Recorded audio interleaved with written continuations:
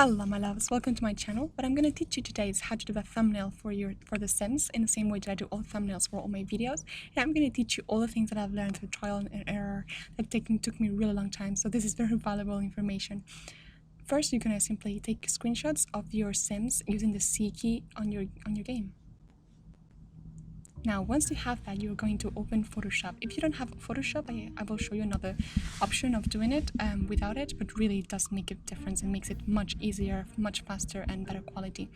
So you're simply going to create a new document and put the name that you want and make sure that it's transparent. This is the most important thing. Here I know what I'm doing, so I'm playing with the size, but you don't really have to. You'll see afterwards and you can change it. Now this is the canvas size and it's very different from the image size. If I were to change the image, I would change everything that is inside as well. So I would expand or contract. However, changing the canvas, it only changes the background. It's important to know that because afterwards we're going to use it. Now simply we're going to open the screenshots that we took earlier, and you can find this on the document folder, electronic arts, The Sims 4 and screenshots. As you can see, I have all the screenshots from other games and other thumbnails that I did. And you're simply going to choose the one that you want. And once you have this, first of all, we're going to, yes, you see that you have two different tabs. You didn't lose the first item. And now we're going to zoom in. So pressing Ctrl+ or Command+ for Mac. And to drag it down, you simply have to press the space bar. It's very important to do so because if you don't press the space bar, you can paint on it or lose the work you do. So make sure that you press this space bar. And here we're going to choose the lace option. And as you saw, I chose the magnetic one. This means that it's going to create points automatically simply by noticing the difference of color. So by simply dragging without clicking, just dragging the tool around, you have to click only once at the beginning, it will start creating points, and you have to do that. This is what we don't have in the other option without Photoshop, that you have to do all the points manually, and it makes a big difference. You can also create manual points by clicking if you want small details, and if you make a mistake, don't try to do what I'm doing here because it will create other points. So instead, for going back, you simply have to press the suppress kind of, I don't know, key, I don't know how to call it, and you simply do that all along the silhouette of the sim.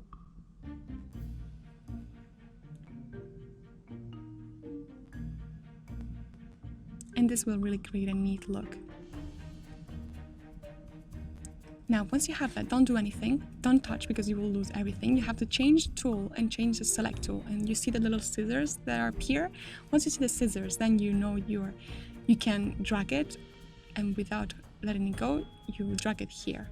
Now, as you see, it's the canvas that I chose is a bit too short, so I'm going to change it. If I were to change the image, everything will be bigger, but I wouldn't see the feet. So I'm only changing the canvas, as you can see, and here I can drag it up and it's a perfect size.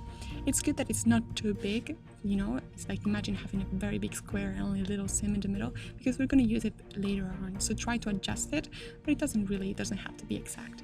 So now we're going to export it and save it as PNG. This is very important. PNG means it's a transparent file, which means there's no background. Here I'm going to show you how to do it without Photoshop. So you go to pixlr.com, which is free, you open the browser and you simply create a new document with transparent. Again, I insist.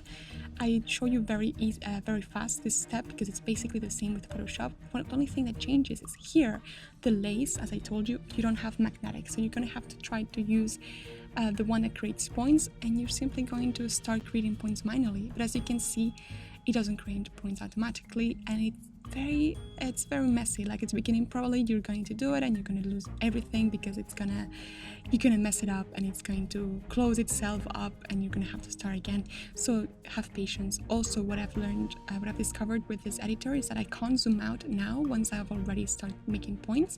So if I have chosen this size, this is the size that I'm going to have to stick up with. So if you want to have a bigger part of the body, you're going to have to start with like zooming out. But the thing is that also your selection is going to be less exact. Also right now here, don't do anything again, change your tool, select, and then drag and drop in the same way that Photoshop. And here you're going to export and make sure your export is PNG, transparent, otherwise you will have a white background that we do not want. Now here, I'm gonna use picmonkey.com. If you don't know it, it's also a free software, edition of software on the internet, so you don't have to download anything. It has many options: edit, touch up, collage, and I'm gonna use the design. So here, the size of a thumbnail for YouTube, and this is important to know, it's what you see I'm typing. That is the size. And this would be it. So this would be the perfect size. So I could already add things here, add the PNG that I created or anything else. But I want a background. So I'm simply searching in Google background. Very original, I know. You can say like white or pink or elegant, whatever you want. And you're simply going to look for a background that you like. Many of them are not beautiful, but some of them they are actually. It's not difficult to find one that's good, especially if you add adjectives to your search, and simply going to select one and save it. I already have one that I like, so I'm simply going to open it, and that's going to change the size, but it doesn't matter. I'm going to crop it and try to imitate the size of a thumbnail, very not counting the numbers, and then I'm going to resize it so I have an exact size. Also didn't want it pink, that's why I cropped it, and this leaves me a perfect thumbnail size, and they have this background. So now here I'm going to start adding what I created. So you're going to go overlays, your own, and go find the PNG file that we created with Photoshop. You simply import it, and this is what we have. You see what I mean by transparent? This is the key to the thumbnail with the Sims. So now you simply play with it. You can see with the panel on the right, you can change the color, you can change this position. Also, you can import other overlays from the program.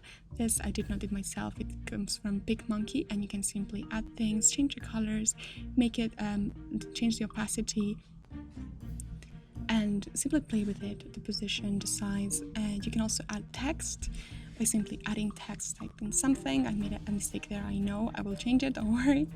And afterwards you can change the typography and find one that you want. This is really the creative step, so you can spend all your time here just doing things more or less. I'm just trying to show you different options, so I'm not really doing it.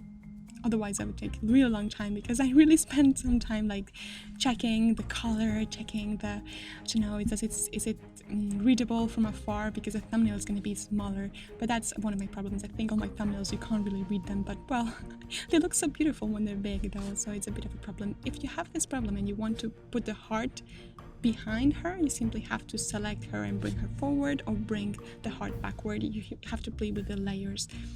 I think it's quite intuitive. You simply play with it, place it, and you can also add other overlays. For example, this little heart, or maybe not this one, and change the color, change the size. You can also twirl it with a little circle on the top, and simply when you're happy, you save it, and you're basically done. It's perfect for uploading to YouTube. What I'm going to show you in the next video is how to make a more sophisticated looking thumbnail with the collage thing, for instance, like I do with my lookbooks, or with mostly all my thumbnails, if you want more things to go on. Also, I want to do more videos and tutorials showing you how to do these kind of things, because I think it's so much fun to play The Sims and to share your work, and I really encourage you to do that. So I hope this was useful for that, and thank you so much for watching. Goodbye, my loves.